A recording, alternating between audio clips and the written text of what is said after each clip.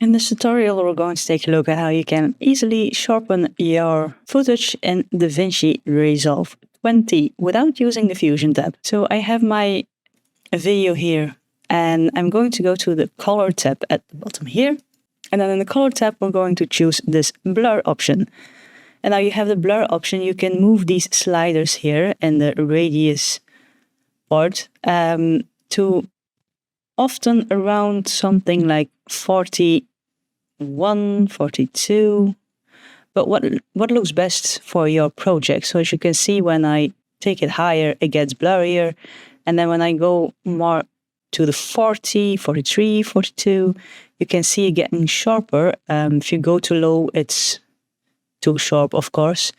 But just depending on your project, you can easily slightly sharpen it with this color tab and the blur option within it in Davinci Resolve. Like the video if you liked it, subscribe if you want to see more of my videos, and as always, thank you for watching, and I'll see you in the next one.